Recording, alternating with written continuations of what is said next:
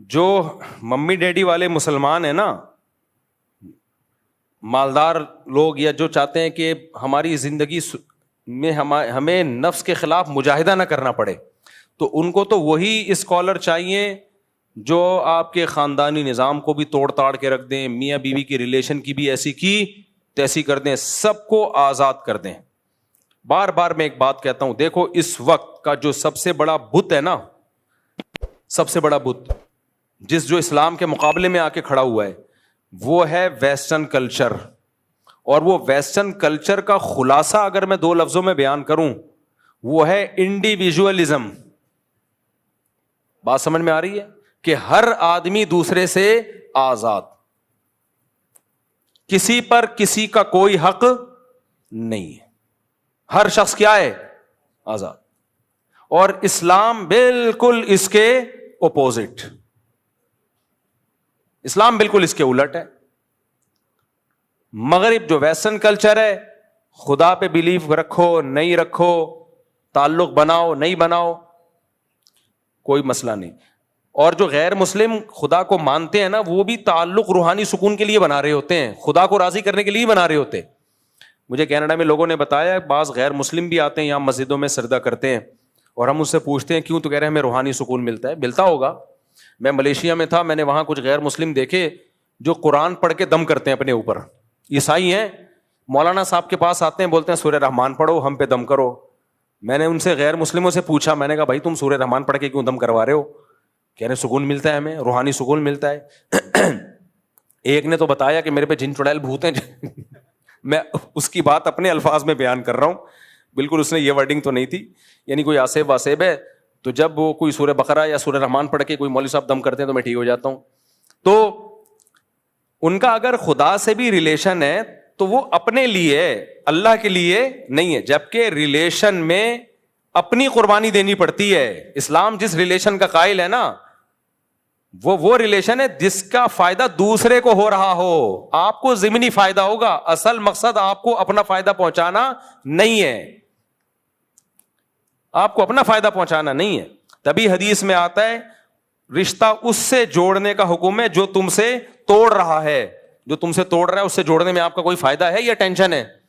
فل tension, کوئی فائدہ ہی نہیں ہے آپ کو۔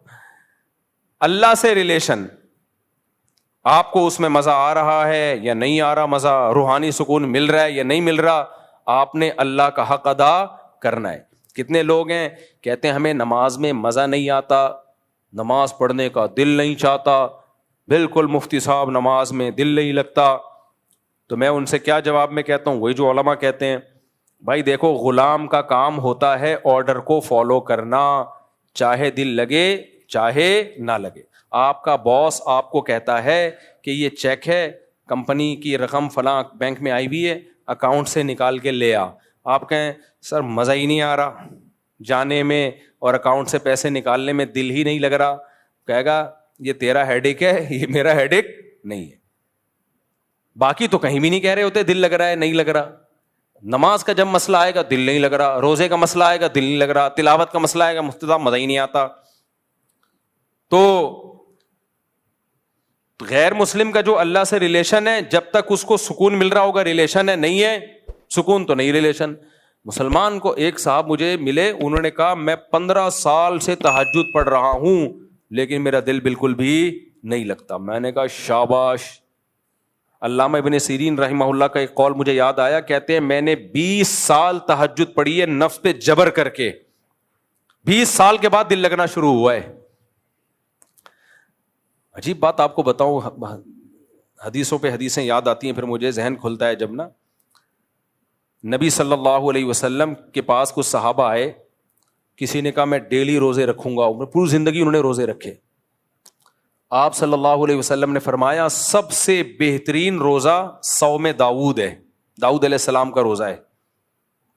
اگر کوئی روزے میں خاندانی پیکج پہ عمل کرنا چاہتا ہے نا، سب سے خاندانی، تو وہ یہ نہیں ہے کہ ڈیلی روزے رکھے، وہ داؤد علیہ السلام والے روزے رکھے۔ آپ نے فرمایا داؤد علیہ السلام ایک دن روزہ رکھتے تھے، ایک دن ناغہ کرتے تھے، پھر روزہ رکھتے تھے، پھر ناغہ کرتے تھے۔ اب یہ سب سے بہترین روزہ کیوں ہے؟ وجہ اس کی یہ کہ اگر آپ کنٹینیوسلی روزے رکھنا شروع کرتے ہو آپ کی باڈی کمزور ہونا شروع ہو جائے گی، جبکہ نبی نے فرمایا اللہ کو طاقتور مومن کمزور مومن سے زیادہ محبوب۔ روزے کا بنیادی مقصد روحانی قوت پیدا کرنا ہے، جسمانی طور پہ کمزور کرنا روزے کا مقصد نہیں ہے، کیونکہ کمزور آدمی سے زیادہ اللہ کو کون محبوب ہے؟ طاقتور۔ طاقتور ہوگا تو دین کے کام بھی کرے گا، دوسروں پہ بوجھ نہیں بنے گا، کھلانے والا بنے گا نا۔ آج ایک صاحب آئے، میں تو مزاح کی میری عادت ہے، اتنا باریک لڑکا، بہت باریک نا، میری مزاح کی عادت ہے، کوئی توہین نہیں ہو سکتا یہاں بیان میں بیٹھا وہ، تو کہہ رہا میں آپ سے ملنا چاہتا ہوں، میں آپ سے ملنا چاہتا ہوں۔ میں نے کہا مل تو لیے؟ کہہ رہے ہیں نہیں میں آپ سے ٹائم لے کے ملنا چاہتا ہوں۔ میں نے کہا پھر پورے آؤ، پورے، میں آپ کو پروٹوکول جب دوں گا جب آپ پورے تو ہو۔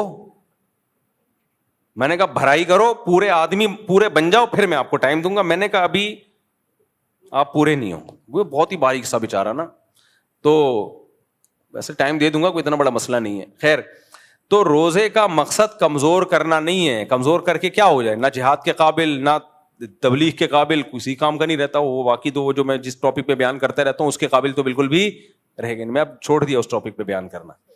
کل میں نے دیکھا لوگوں نے دبا کے میرے خلاف نیگیٹو کمنٹس اتنے زیادہ کہ بس کیا بتاؤں میں، تو ڈھیٹ ہوں، چھوڑوں گا نہیں۔ خیر، تو جسمانی طاقت یہ ضروری ہے نا، بیمار ہوگا تو اگر کنٹینیوسلی آپ روزے رکھتے ہیں نا تو جسم آپ کا کمزور ہونا شروع ہو جائے گا اور روزوں کی عادت پڑ جائے گی، تو نفس پہ شاق نہیں گزرے گا یہ کام۔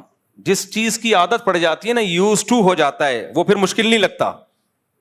ایسے بھی علماء گزرے 13 سال لگاتار روزہ رکھا سوائے بقرعید اور عید کے۔ یہ جو صاحب ہدایہ ہے نا، جو فقہ کی دنیا کی مشہور ترین کتاب، دنیا میں سب سے زیادہ اسلامی قانون کی کوئی کتاب اگر پڑھائی گئی ہے اور حکومتوں میں نافذ رہی ہے تو وہ ہدایہ ہے، جو برہان الدین مرغینانی رحمۃ اللہ علیہ بہت بڑے فقی گزرے تھے، ان کی ہے، جو فقہ حنفی کی مشہور کتاب ہے۔ یہ آکسفورڈ یونیورسٹی میں ایک طویل عرصے تک پڑھائی جاتی رہی ہے، اور گوروں نے جو لا بنائے ہیں نا اس کی بنیاد ہدایہ سے ہی لی ہے انہوں نے، کیونکہ گوروں کے پاس تو کچھ بھی نہیں تھا نا، اسٹرکچر ان کو کہاں سے ملایا ہے؟ ہدایہ سے ملا ہے ان کو۔ تو 80 جلدوں میں صاحب ہدایہ نے لکھی تھی، پھر اس کو مختصر کیا۔ تو اب کیا ہے، صاحب ہدایہ نے 13 سال لگاتار روزہ رکھا ہے، 13 سال۔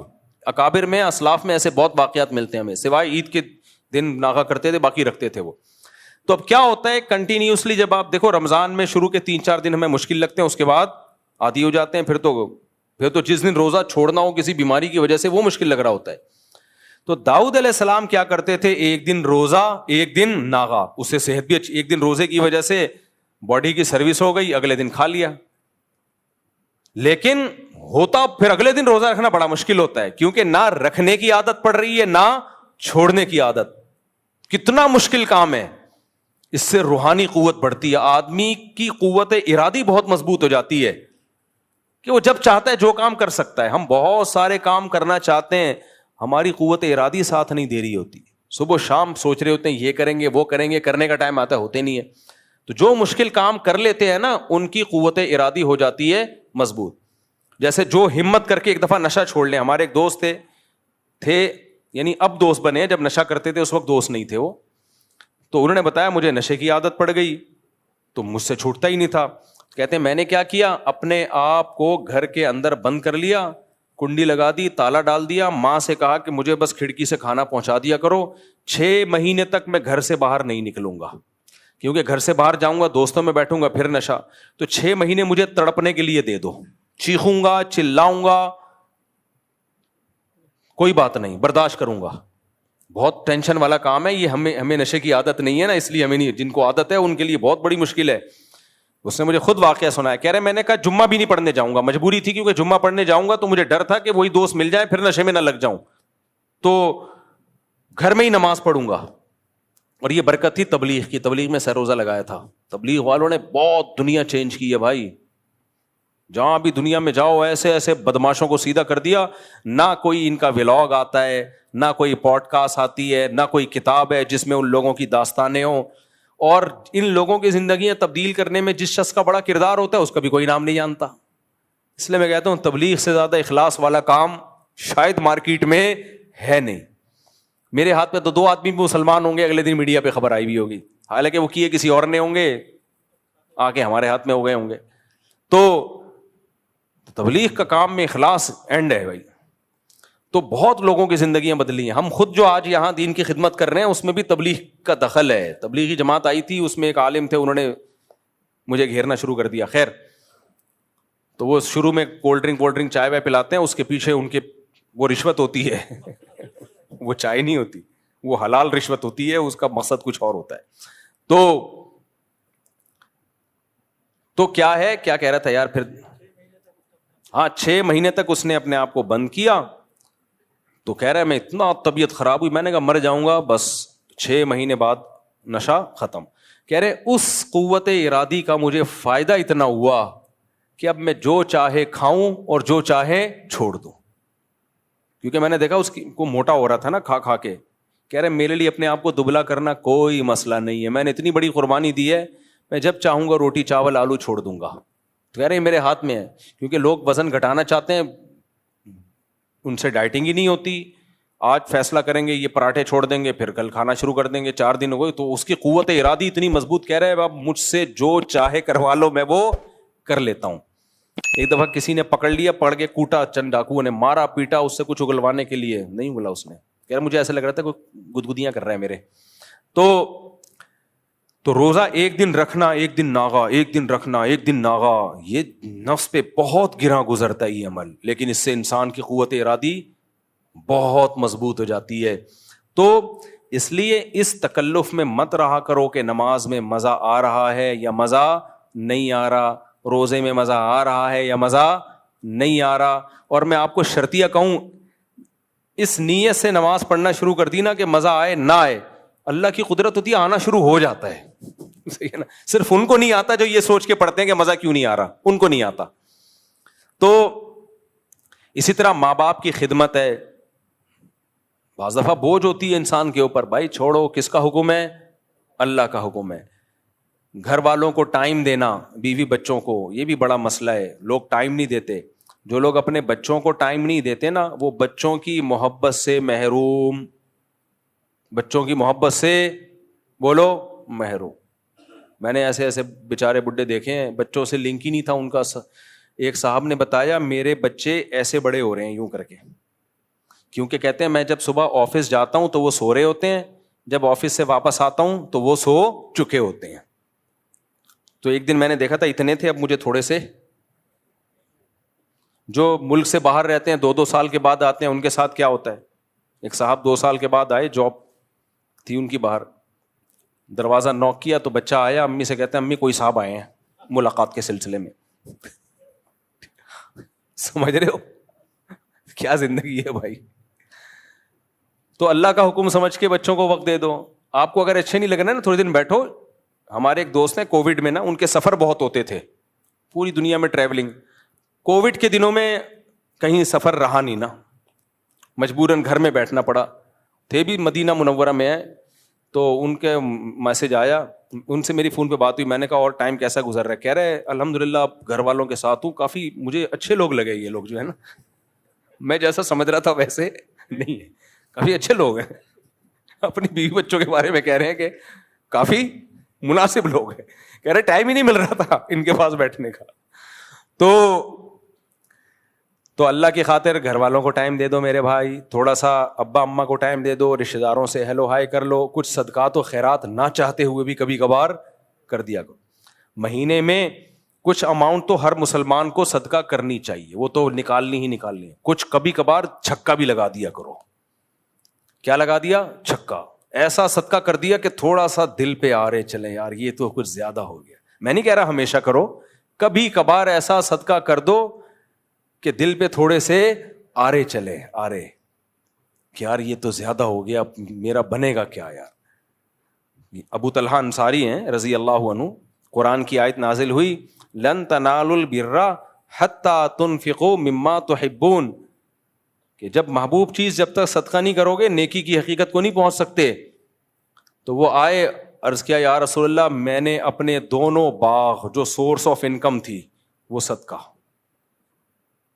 کیا خیال ہے بھائی, اتنی باغ پہ محنت کی اور سورس آف انکم صدقہ کرنا آسان ہوتا ہے, سورس آف انکم صدقہ کرنا بہت مشکل ہوتا ہے کہ اپنی چلتی ہوئی دکان دے دو, اور بھی ان کا ہوگا روزگار, بچوں کو بھی تو پالنا ہے, لیکن پھر بھی یہ صدقہ آسان تھوڑی ہے. نبی نے کیا فرمایا, واہ واہ ذاک مال رابح, یہ تو بہت مہنگی چیز ہے. لیکن آپ نے ان کا جذبہ دیکھا, وہ تو اڑے ہوئے تھے. تو آپ نے بھی کیا فرمایا, اپنے چچا زاد بھائیوں کو دے دو, کیونکہ وہ غریب تھے. یہ وہ ریلیشن سمجھ میں آیا کہ نہیں آیا؟ گورا دے گا اپنے چچا زاد بھائیوں کو ہیں, اگر بالفرض کہیں سے نکل بھی آئے چچا زاد بھائی تو دے گا نہیں, دیتا ہے ہی نہیں چچا. اسلام ریلیشن پہ بلیو کرتا ہے بھائی, ریلیشن میں اپنے, اور پھر ریلیشن میں خونی ریلیشن, بلڈ ریلیشن. قرآن کیا کہتا ہے, وَأُولُو الْأَرْحَامِ بَعْضُهُمْ أَوْلَىٰ بِبَعْضٍ فِي کتاب اللہ. دیکھو انصار اور مہاجرین سے بڑا کوئی رشتہ نہیں ہو سکتا. انصار نے مہاجرین کے لیے جو قربانی دی ہے اس کی تاریخ میں کوئی مثال نہیں ملتی. آج کوئی مہاجر ہجرت کر کے آئے ظلم ستم کی وجہ سے, ہم صرف اس کو ٹھکانہ دے دیں تو بڑا کمال سمجھا جاتا ہے. غیر قوم کا آدمی تھا, اپنے ملک سے آیا, ہم نے ٹھکانہ دے دیا. اول تو گورنمنٹ ٹھکانے دے رہی ہوتی ہے, پرسنلی لوگ پرسنلی تو یہ کام کر نہیں رہے ہوتے. صحابہ نے صرف ٹھکانہ نہیں دیا, اپنے کاروبار میں شریک کر لیا کہ آج سے آدھا کاروبار آپ کا ہے. یہ بہت بڑی دل گردے کی بات ہوتی ہے اتنے. لیکن اس کے باوجود بھی قرآن نے کیا کہا کہ انصار مہاجرین کا رشتہ اپنی جگہ, لیکن اولو الارحام جو خونی رشتے ہیں وہ سب سے پہلے ہیں. مہاجر صحابہ کو, انصار صحابہ کو سمجھایا کہ تمہارا جو بلڈ ریلیشن ہے وہ مہاجروں کے رشتے سے زیادہ, اور مہاجروں کا جو انصار سے رشتہ ہے اس میں جو ان کا بلڈ ریلیشن کا رشتہ زیادہ ہے. اتنی اہمیت ہے اسلام میں. تو یہ مزہ آئے یا نہ آئے, کس کے حکم پہ کرنا ہے بھائی؟ اللہ کے حکم پہ. نبی صلی اللہ علیہ وسلم نے فرمایا, یہ سارے میں ان اسکالرس کے خلاف بات کر رہا ہوں جو اباحت پسندی کی طرف جا رہے ہیں. یہ بھی جائز ہے, وہ بھی جائز ہے. بھائی آسان مت بناؤ دین کو اپنی طرف سے. جتنا اللہ نے آسانی رکھی ہے وہ ٹھیک ہے, جو اللہ نے نہیں رکھی وہ ٹھیک نہیں ہے. آپ دیکھو ٹرینوں میں لوگ بیٹھے بیٹھے نماز پڑھ رہے ہیں, ان سے بولو بھائی کھڑے ہو کے نماز پڑھو. کہتے ہیں اسلام میں آسانی ہے اتنی جتنی اللہ نے دی ہے. فرض نماز کھڑے ہو کے ہوتی ہے, قبلے کی طرف رخ کرنا پڑے گا آپ کو. جہازوں میں نمازیں چھوڑ رہے ہیں, بھائی سفر ہے, بھائی چھوڑنے کی کہاں اجازت ہے؟ میدان جنگ میں اجازت نہیں ہے تو جہاز میں کہاں سے اجازت ہو گئی؟ تو ہر آدمی کا اخپل طریقے سے, جہاں مشکل ہو نا وہاں نماز پڑھنے کا مزہ ہے. نمازی کا پتہ جب چلتا ہے بھائی جب مشکل ہو. ہم جب کینیڈا امریکہ کا سفر ہوتا ہے نا, جاتے ہوئے ایک آدھ نماز آتی ہے, کیونکہ جس سمت میں سورج چل رہا ہے اسی سمت میں ہم سفر کر رہے ہیں. واپسی پہ ٹھکا ٹھک نمازیں آ رہی ہوتی ہیں. 18-20 گھنٹے کا سفر اور مسلسل نماز پہ نہ سو سکتے ہیں, ہر وقت وضو کی فکر کہ بھائی جہازوں کے واش روم میں وضو کرنا بھی آسان نہیں ہوتا. پھر میرا ایک معمول ہے, آپ کا کبھی جہاز کا سفر ہو یہ پلے باندھ لو, جہازوں میں جب آپ وضو کرتے ہو نا واش روم میں جا کے, نیچے گیلا بہت ہو جاتا ہے. نمازی لوگ کیا کرتے ہیں, وضو کر کر کے نکلتے رہتے ہیں اور کیچڑ اور تالاب بنا دیتے ہیں. ایک پائلٹ نے بتایا کہ جا رہے تھے جہاز میں, سب وضو کر کر کے نکل رہے تھے, پورا کیچڑ ہو گیا, جہاز گندا ہو گیا. تو تبلیغی اکابر کی طرف سے یہ ہدایات نہیں ہے. تو اس میں کیا کرنا ہے بھائی, وضو ایئرپورٹ پہ کر لیں. آپ کہاں کر لیں وضو؟ میں یہی کوشش کرتا ہوں بھائی واش روم وغیرہ سے پہلے فارغ ہو جاؤ تاکہ جہاز میں وضو کرنے کی نوبت ہی نہ آئے, کیونکہ ان کا سارا نظام اس سے خراب ہوتا ہے, متاثر ہوتا ہے. وضو آپ ایئرپورٹ پہ ہی کر لیں. حتی الامکان کوشش کریں ایئرپورٹ پہ نماز پڑھ لیں, آپ ڈیلے نہ کریں اس کو آپ. اور اگر پھر بھی مجبوراً وضو کرنا پڑ جائے جہاز میں, تو میں کیا کرتا ہوں, میرا معمول ہے کم سے کم پانی استعمال کیا, جو نیچے گرا ہے کہتے ہوئے تھوڑا عجیب سا لگ رہا ہے لیکن یہ کیا کرو. ٹیشو سے لے کے اپنے ہاتھ سے پورا میں نیچے کا فرش صاف کرتا ہوں, تاکہ ایسا نہ ہو جہاز کا جو عملہ ہے وہ بولیں کہ یار نمازیوں کی وجہ سے ہماری ساری سروس کیا ہو جاتی ہے, خراب. کیونکہ کچھ نہ کچھ چھینٹے نیچے پڑیں گی اور نئے آنے والے کو تکلیف ہوگی. کیا کیچڑ بنا کے چلے گئے مولانا صاحب, کوئی گورا کیچڑ بنا کے جاتا نہیں ہے, لبرل لوگ کیچڑ, یہ جب بھی نمازی آئیں گے کیچڑ. تو تھوڑی سی ہمت کر لو. اپنے ساتھیوں کو بھی کہتا ہوں بھائی جو بھی واش روم میں جو جائے گا وضو کرے گا تو ٹیشو سے لے کے پورا فرش، کیا یہ نہیں کہہ رہا کہ وہ اس میں گھس جائیں، وہ تو ویسے ہی صاف ہوتا ہے، فرش کو اچھی طرح کیا کریں، نیچے کا صاف کریں، اس کے بعد ہاتھ اچھی طرح دھو لیں. آپ تھوڑی سی ٹینشن ہوگی، تھوڑی سی ہمت ہوگی، لیکن صاف ستھرا رہے گا. جہاز کے عملے کو یہ اعتراض نہیں ہوگا کہ یار ہمارا واش روم گندا کر دیا انہوں نے، یہ کیا مصیبت میں ڈال دیا ہم لوگوں کو. تو خیر، تو یہ بھائی یہ ٹینشن تو لینی پڑے گی نا. ایسے فری پھوکٹ کی نماز تو کچھ بھی کام نہیں ہے، تو چلو نماز پڑھ لیتے ہیں، ٹائم اچھا گزر جائے گا، یہ تو بہت سے لوگ کر لیتے ہیں. نماز کا پتہ بیماری اور سفر میں چلتا ہے، بیماری اور سفر میں چلتا ہے کہ یہ نمازی ہے یا نہیں. بیمار ہو گئے، اب طہارت مشکل ہو رہی ہے، بھائی چھوڑو یار یہ کر دو، تیمم کر لیں گے. بھائی تیمم جب جائز ہے، جب پانی کا استعمال ممکن ہی نہ ہو. آپ بستر پہ ٹب میں پانی منگوا کے وضو کر لو آپ، اور مجبوری میں 2 نمازیں اکٹھی بھی پڑھ سکتے ہو، یعنی ظہر کو آخری وقت میں پڑھو اور جیسے ہی عصر کا وقت داخل ہو عصر پڑھ لو، اس طرح سے 2 نمازیں اکٹھی کر لو. تو جتنی اللہ نے اجازت دی ہے اتنی تو ہوگی میرے بھائی، جتنی اللہ نے نہیں دی آپ کو اپنی طرف سے نہیں کرنی. وہ ٹینشن آپ نے لینی ہے اور مجھے اور آپ کو وہ ٹینشن لینی پڑے گی. تو میں یہ بتا رہا تھا کہ ہمارے جو اس ایک لبرل قسم کے اسکالرز آ رہے ہیں، تو جب یہ جدید طبقے کو دیکھتے ہیں کہ ان سے ڈرامے فلمیں چھوڑنا بہت مشکل ہے، تو ڈرامے فلمیں لیگل کر دیے، ان سے مخلوط ماحول سے بچنا مشکل ہے، تو وہ سب لیگل ہوتی چلی جا رہی ہیں. تو 2 چیزوں میں سمجھوتا نہیں ہو سکتا جو اصل میں بیان کر رہا تھا. پہلی بات، مقاصد شریعت جو ہیں ان میں سمجھوتا نہیں ہو سکتا. مقاصد شریعت میں نے بتایا کہ زنا سے بچنا ضروری ہے اور شراب سے بچنا ضروری ہے، نماز پڑھنا ضروری. ہاں جو ذرائع ہے نا، ذرائع وہ زمانے کے حساب سے چینج ہوں گے، ان کو چینج نہ کرنا اسلام کی مخالفت ہے. ذرائع کسے کہتے ہیں؟ مقاصد تک پہنچنے کا ذریعہ. سمجھ میں آ رہی ہے بات کہ نہیں آ رہی ہے؟ مقصد تک پہنچنے کا بولو ذریعہ. مثال کے طور پر شریعت نے ہمیں نماز سے پہلے وضو کرنے کا حکم دیا ہے. نبی صلی اللہ علیہ وسلم بیٹھ کے وضو کیا کرتے تھے، نبی صلی اللہ علیہ وسلم لوٹے سے وضو کیا کرتے تھے. تو کیا لوٹا مقصود ہے؟ بھائی لوٹے سے اس لیے کرتے تھے کہ وہ ایک ذریعہ ہے، آسانی ہو جاتی ہے اس سے. یا برتن سے، لوٹے سے نہیں، ایک برتن سے کرتے تھے. اب شاور آ گئے، بالٹیاں آ گئی، مگے آ گئے، نلکے آ گئے، اب آپ کہیں میں لوٹے سے ہی وضو کروں گا کیونکہ لوٹے سے وضو کرنا سنت. تو یہ شریعت پہ زیادتی ہو جائے گی، یہ شریعت پہ کیا ہو جائے گی؟ زیادتی. بھائی نبی بھی اس لیے بالٹی برتن سے کہ اس زمانے میں برتن کا رواج تھا. نبی صلی اللہ علیہ وسلم تبلیغ کے لیے ٹرین یا جہاز پہ کبھی گئے ہیں بھائی؟ نبی صلی اللہ علیہ وسلم تبلیغ کے لیے گدھے پہ گئے ہیں یا گھوڑے پہ گئے ہیں یا اونٹ پہ گئے ہیں؟ اب آپ کہو کہ میں بھی تبلیغ کے لیے جاؤں گا، امریکہ جماعت جائے گی گدھوں پہ بیٹھ کے، تو کیا خیال ہے بھائی؟ پہنچ جائے گی وہ جماعت؟ وہ نہیں پہنچے گی. گدھے پہنچ جائیں گے، ہو سکتا ہے وہ نہیں پہنچ پائے گی. تو بھائی گدھا مقصد تھوڑی ہے، ذریعہ مقصد ہے. مولانا ابو الحسن علی ندوی رحمۃ اللہ علیہ بہت ہی زیرک خاندانی عالم گزرے ہیں، بہت دور اندیش عالم تھے. تبلیغی جماعت میں عربوں میں ریاض الصالحین لانے والے وہ ہیں. وہ کہتے تھے کہ عرب لوگ کا معیار بہت اونچا ہے حدیث کے معاملے میں، تو وہ فضائل اعمال کے بجائے ریاض الصالحین. ہماری بھی یہی رائے ہے کہ ریاض الصالحین ہونی چاہیے، وہ سب کے لیے ایکسیپٹیبل ہے. باقی فضائل اعمال پہ جو اوٹ پٹانگ الزامات لگائے جاتے ہیں وہ الزامات بہرحال غلط ہیں، لیکن جب کام پوری دنیا میں پھیل گیا ہے تو ریاض الصالحین کی حدیثیں، وہ ان کی کسی حدیث پہ ضعف کا الزام نہیں ہے. ایک آدھ روایت ہے جس کو کہا گیا وہ بھی بالاتفاق نہیں، جبکہ فضائل اعمال کی تو بہت ساری حدیث میں شیخ الحدیث نے خود لکھا ہے کہ یہ ضعیف حدیثیں ہیں.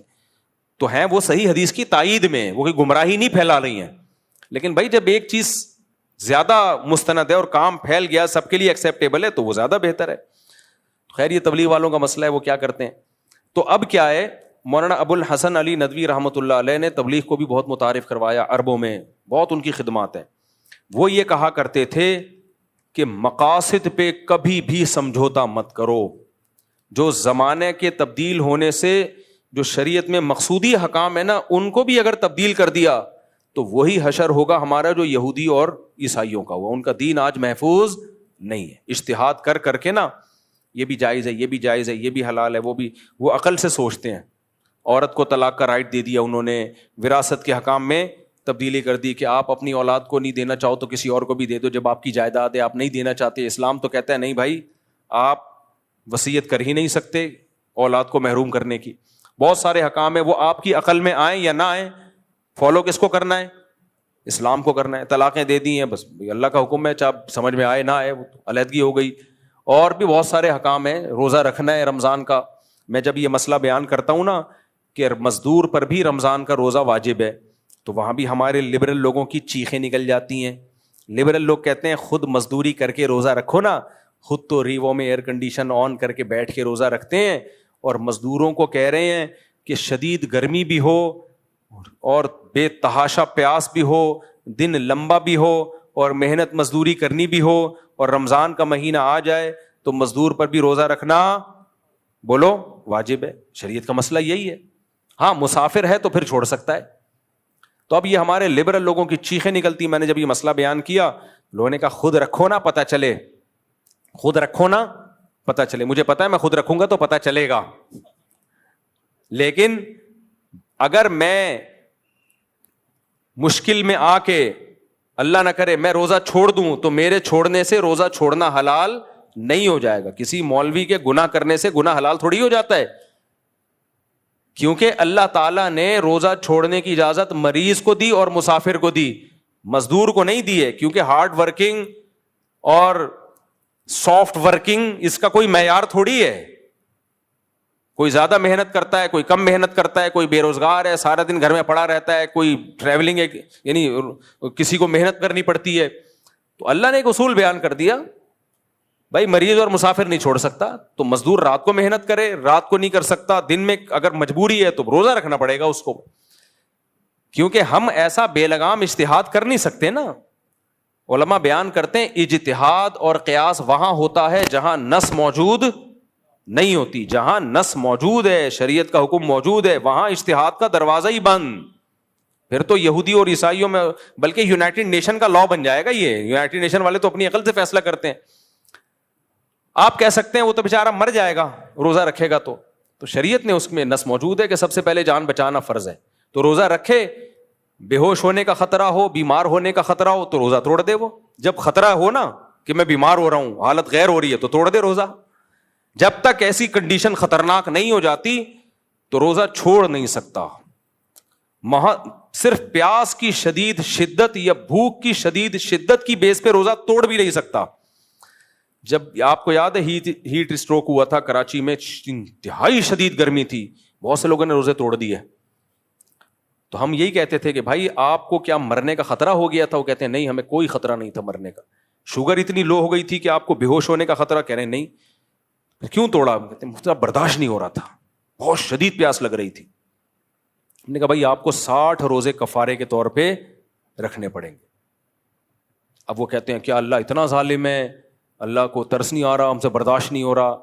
بھائی اللہ نے حکم دیا برداشت کرنا پڑے گا. کسی کو زیادہ پیاس لگتی ہے, کسی کو کم پیاس لگتی ہے, اس کا کوئی معیار نہیں ہے شریعت میں. شریعت میں یہی ہے, بیمار ہونے کا غالب گمان ہو یا موت کا غالب گمان ہو تو توڑ سکتے ہو. جب تک موت یا بیماری کا خطرہ نہیں ہے برداشت کرنا پڑے گا آپ کو. یہ نہیں کہ بہت زیادہ پیاس لگ رہی ہے تو وہ کفارہ لازم ہوگا آپ کے اوپر. ایک مولانا صاحب نے مسئلہ بیان کر دیا. اب اہل حدیث عالم تھے, میں نہیں کہہ رہا سارے اہل حدیث ہوتے ہیں, لیکن اہل حدیث عالم میں کوئی ایک رائے نہیں ہوتی. ہر عالم کی اپنی ایک کوئی رائے ہوتی ہے, تو ہم کسی پوری جماعت پہ کوئی حکم لگا نہیں سکتے. پچھلے سال ایک اہل حدیث عالم سے مسئلہ کسی نے پوچھا کہ دودھ پلانے والی عورت روزہ چھوڑ سکتی ہے یا پریگنینسی میں عورت روزہ چھوڑ سکتی ہے؟ انہوں نے فرمایا ہاں چھوڑ سکتی ہے کیونکہ مجبوری ہے. بھائی کہاں سے نکال لیا کہ پریگنینسی میں دودھ پلانے والی عورت روزہ چھوڑ سکتی ہے؟ یہ کوئی بیماری تھوڑی ہے. پریگنینسی نہ ہونا بیماری ہے, تبھی تو علاج ہو رہا ہوتا ہے. پریگنینسی ہونا تو نیچرل ہے. تو انہوں نے کہا دودھ پلانے والی عورت بھی روزہ چھوڑ سکتی ہے؟ نہیں چھوڑ سکتی روزہ. جب چھوڑ سکتی ہے جب دودھ پلانے سے اس کو چکر آ رہے ہوں. سمجھ میں آ رہی ہے بات؟ چکر آنا ایک بیماری ہے, پھر چھوڑ سکتی ہے. اگر کوئی دودھ پلا رہی ہے چکر نہیں آ رہے تو پلانے پڑے گا, یعنی اس کو روزہ نہیں چھوڑ سکتی. یا روزہ چھوڑ کے دودھ ختم ہو رہا ہے, بچہ کی جان کو خطرہ ہو گیا ہے, تو پھر بھی چھوڑ سکتی ہے روزہ اپنی جان یا بچے کی جان بچانے کے لیے. لیکن بچے کی جان کو بھی خطرہ نہیں ہے, کوئی چکر بھی نہیں آ رہے, تو صرف دودھ پلانے سے قرآن میں یا حدیث میں کہیں نہیں ملتا کہ عورت دودھ پلانے والی روزہ چھوڑ سکتی ہے. آپ کا بے لگام اجتہاد ہے. ہم نے بہت سی عورتوں کو دیکھا ہے فیڈ کراتی ہیں بچوں کو, پھر بھی روزے رکھتی ہیں پورے کچھ بھی نہیں ہوتا ان کو. اسی طرح پریگنینسی میں روزہ چھوڑنے سے, روزہ رکھنے سے اگر نقصان ہو رہا ہے, بیماری ہو رہی ہے, پھر ایک الگ بات ہے. اگر بیماری نہیں ہو رہی تو پریگنینسی بذات خود ایسی چیز نہیں ہے جس کی وجہ سے روزہ چھوڑنا جائز ہو. اب بعض خواتین نہیں کہتی ہم جب بچے کو دودھ پلاتی ہیں اور روزہ رکھیں تو بھوک بہت شدید لگتی ہے. وہی بات ہے, شدید بھوک روزہ چھوڑنے کا عذر نہیں ہے, کیونکہ روزہ جب آپ رکھیں گے تو کسی کو کم بھوک لگے گی, کسی کو شدید لگے گی, کسی کو بہت شدید لگے گی. تو یہ سب آج کل کے بے لگام اجتہاد ہیں. ایسے اسکالر سے بچیں, تمام دوائیں بچوں کی پہنچ سے دور رکھیں. میں بات کو 2 منٹ میں جلدی سے کمپلیٹ کر لوں. تو شریعت میں کیا ہے, مقاصد پہ سمجھوتا بولو نہیں ہے, ذرائع پہ سمجھوتا, ذرائع لچکدار. تو ابو الحسن علی ندوی رحمۃ اللہ علیہ فرمایا کرتے تھے مقاصد پہ کوئی سمجھوتا مت کرو, ذرائع میں اتنی لچک پیدا کر دو کہ جس وقت جو طریقہ سوٹیبل لگ رہا ہو فوراً اختیار کرو. یہ مت دیکھو کہ صحابہ نے یہ طریقہ اختیار کیا یا نہیں کیا, ہمارے بزرگوں نے یہ طریقہ اختیار کیا یا نہیں کیا. تبھی تو دیکھو جب الیکٹرانک میڈیا آیا, جو علماء الیکٹرانک میڈیا میں آ گئے وہ آگے نکل گئے, اور جو یہ کہنے لگے ہمارے بزرگوں نے تو کیسٹ کے ذریعے اسلام نہیں پھیلایا, ہمارے بزرگوں نے تو یوٹیوب کے ذریعے اسلام نہیں پھیلایا, وہ بیچارے مارکیٹ سے شارٹ. اسی میں یہ ہے کہ بھائی یونیورسٹی میں جانا, جہاں مخلوط ماحول ہو بیان کرنا. بھائی یونیورسٹی میں جا کے بیان کرنا یہ مقصد نہیں ہے, ذریعہ مقصد ہے. مقصد کیا ہے, دین کو فائدہ ہو. تو اگر یہ اس طرح سے دین کو پھیلانے کا موقع مل رہا ہے تو یہ موقع ضائع مت کرو, آپ ضائع مت کرو یہ موقع. تو ذرائع اتنے لچکدار ہونے چاہیے کہ جو بھی طریقہ اختیار کر لے اپنا ظرف اس کے لیے بڑا رکھو. کچھ لوگ کیا کرتے ہیں, بادشاہوں سے ملتے ہیں, ان کو ہدیے دیتے ہیں. ان کا مقصد کیا ہوتا ہے, ان کے دل نرم ہو, دین کی طرف آئیں, ملک کا نظام ٹھیک ہو. اگر ان کی نیت تبلیغ ہے ٹھیک ہے بالکل, اس پہ یہ کہنا درباری لوگ ہیں, سرکاری ملا ہیں, درباری ملا. بھائی کوئی ایک طریقہ متعین نہیں ہے, جس کو جو طریقہ سوٹیبل لگ رہا ہے وہ طریقہ اختیار کرے. تبلیغ والے بعض دفعہ کیا کرتے ہیں, دعوت دیتے ہی نہیں ہیں, صرف کھانا کھلاتے ہیں اور نکال دیتے ہیں پتلی گلی سے. چائے پلائی, چلو بھائی السلام علیکم, وعلیکم السلام. کوئی دعوت نہیں ہے, کچھ بھی نہیں, چائے کا خامخواہ کا خرچہ ہو گیا. لیکن ان کو پتا ہوتا ہے یہ چائے جب اترے گی نا, مسانے میں جانے سے پہلے پاس ہونے سے پہلے اپنا اثر دکھائے گی. انسان کی نیچر ہے, تھوڑا سا بھی کوئی کسی کے ساتھ اچھا سلوک کرتا ہے نا وہ نرم ہو جاتا ہے. تو یہ بھی تبلیغ ہے. اب آپ کو نبی نے کبھی کسی کو چائے پلائی؟ کیا نبی چائیں پلا کے تبلیغ کیا کرتے تھے؟ ہے بھائی, کیا نبی کھجوریں کھلا کے تبلیغ کیا کرتے تھے؟ اس کو بولے گا بھائی نبی تبلیغ کرتے تھے. تبلیغ کا طریقہ نبی کو, جو دیکھو نبی صلی اللہ علیہ وسلم نے کفار کو اتنے ہدیے دیے کہ بعض مخلص صحابہ کو بھی اشکال شروع ہو گیا کہ یہ تو نئے لوگ ہیں, ان کو اتنا دیا جا رہا ہے اور ہم پرانے ہیں. تو آپ نے کیا فرمایا, وہ عرب تھے, ان کے سرداروں کے دل کو نرم کرنا تھا. بھائی تم تو اپنے ہو, میں تمہارے ساتھ ہوں, میں مدینہ میں تمہارے ساتھ رہوں گا. تو یہ نئے لوگ ہیں, ان کو ہم اکرام کریں گے تو یہ اسلام کی طرف آئیں گے. تو کبھی ہدیے دے کے, کبھی دین کی تبلیغ ہدیے دینے سے ہوتی ہے, کبھی محروم کرنے سے ہوتی ہے. سزا دو اس کو, ایک بچہ نماز نہیں پڑھ رہا, ناشتہ بند کر دو, ہو سکتا ہے نماز پڑھنا شروع کر دے وہ, ٹھیک ہے کہ یار ناشتہ ہی گیا میرا. تو کبھی مال روک کے تبلیغ ہوتی ہے, کبھی مال دے کے تبلیغ ہوتی ہے, کبھی اچھے اخلاق سے بات کر کے تبلیغ ہوتی ہے, کبھی ڈانٹ ڈپٹ کر کے تبلیغ ہوتی ہے, کبھی انگلش بول کے بھی ہوتی ہے. یہ بھی عجیب بات ہے, آپ کو بتاؤں میں, آپ حیران ہو کہ انگلش بول کے کون سی تبلیغ ہو رہی ہے. ہوتی ہے. بعض دفعہ سامنے والا آپ کو جاہل سمجھتا ہے اور کہتا ہے یہ پینڈو ہمیں کیا اسلام سکھائے گا, آپ ٹھش پھش انگلش شروع. کہتے یار آپ بتاؤ کیا کہنا چاہتے ہو آپ. میں واقعہ سنا ہے نا, ابھی کینیڈا میں گیا, ایک مولانا صاحب مجھ سے ملے, بڑے دیسی سا لباس ان کا, وہ تو وہیں کے پیدا ہوئے ہوئے. تو کہتے ہیں میں نے بڑی عیاشی میں ٹائم گزارا, اس کے بعد اللہ نے مجھے ہدایت دی, 18-20 سال کی عمر میں ہی مجھے عقل آ گئی, ایک دھچکا لگا تھا زندگی میں, تو میں نے یو ٹرن لیا, تبلیغ میں وقت لگایا. کہتے ہیں اس کے بعد میں نے سوچا میں عالم بنوں گا, پوری زندگی دین کی خدمت کے لیے وقف. کہتے ہیں میں آ گیا پاکستان میں بنوریا مدرسہ ہے نا, وہاں میں نے پڑھا. کہہ رہے ہیں ایک دن ہم جمعرات کے چھٹی والے دن ہوٹل میں کھانا کھانے کے لیے نکلے, بڑا لگژری, اب یہ ٹھیک ٹھاک مالدار آدمی تھے, کینیڈا میں پیدا ہوئے, یہ وہاں کا تو غریب بھی ہم سے زیادہ مالدار ہوتا ہے, تو یہ تھے بھی مالدار فیملی سے. کہہ رہے میری پگڑی شلوار قمیض, میں چلا گیا, ہوٹل والا کم بخت گھسنے ہی نہیں دے رہا اندر, اور کہا کہ نہیں یہاں کوئی جگہ نہیں, حالانکہ کہہ رہے میں نظر آ رہی ہیں سیٹیں, تو کہہ رہے گھسنے ہی نہیں دے رہا اندر. ہم نے کہا بھائی کیا مسئلہ کیا ہے؟ تو کہہ رہے کسی نے آ کے بتایا, وہ ہوٹل مینیجر یہ کہہ کے گیا کہ بھائی یہ ان کے بس کا نہیں ہے, یہ افورڈ نہیں, کھانا کھائیں گے پیسے نہیں دے پائیں گے, اتنا مہنگا کھانا ہے آپ. کہہ رہے میں نے کہا مینیجر کو بلاؤ. پھر میں نے انگلش میں ٹھش پش شروع کر دی, اور ہماری والی انگلش تو and what are you doing ہوتی ہے نا, ان کی وہ انگلش ہوتی ہے سچی مچی کی انگلش ہوتی ہے وہ. کہہ رہے میں نے ٹھش پش بولنا شروع کیا نا, اور اس کو اپنا وہ گولڈن کارڈ دکھایا جو انہیں لوگوں کو ملتا ہے جن کے اکاؤنٹ میں ٹھیک ٹھاک پیسہ ہوتا ہے.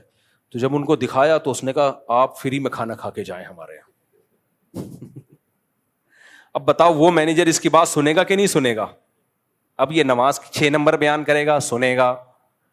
تو بعض دفعہ دولت دکھانا بھی تبلیغ کا ذریعہ, کہ ہلکا نہیں لینا, ہلکا نہیں لینا. وہ کارڈ ہے میرے پاس جو تیرے باپ نے کبھی خواب میں بھی نہیں دیکھا ہوگا, تو وہ سنتا ہے, یہ بھی ہوتا ہے. تبھی نبی صلی اللہ علیہ وسلم پتہ ہے کس کو سفیر بنا کے بھیجتے تھے ملکوں میں؟ جو پرسنالٹی وائز بڑے خوبصورت ہوتے تھے. صحابہ میں جن کی ایک بڑی خوبصورت پرسنالٹی ہوتی تھی, ان کو بادشاہوں کے پاس آپ بھیجتے سفیر بنا کے کہ نبی کا پیغام لے کے جاؤ, تاکہ بادشاہ اس پرسنالٹی سے متاثر ہو, بھائی ہلکا پیغام نہیں. اب ایسی پرسنالٹی نہیں جائے گی جو میرے پاس آج آئی ہوئی تھی, میں مذاق کر رہا ہوں, بیچارہ مجھ سے اچھا ہی تھا, کہ میں انہیں سے کہا آدھے آئے ہوئے پورے آؤ گے تو میں ملوں گا بھائی آپ سے. تو خیر یہ بعض نوجوان بہت باریک ہوتے ہیں یار, کچھ وزن بڑھاؤ اپنا, کھاؤ, اور اوپر سگریٹیں بھی پی رہے ہوتے ہیں. تمہارے اندر ہے کیا؟ ایک لڑکا آیا نا, اتنا باریک ہو گیا تھا سگریٹ پی پی کے, اور مجھے کہہ رہے میرا رشتہ کرا دے. میں نے کہا دھواں نکلے گا, دھواں, میں نہیں کراؤں گا. تیرے اندر جو گیا ہے نا وہ صرف دھواں ہی گیا ہے اب تک. تو یہ بھی ایک تبلیغ کا ذریعہ ہے. تو تبلیغ کے معاملے میں لچک بھرپور ہونی چاہیے, مقاصد پہ کوئی سمجھوتا نہیں ہونا چاہیے. اسی اسلام کو فالو کرنا ہے, اور اسی میں اللہ نے مٹھاس رکھی. اللہ عمل کی توفیق عطا فرمائے.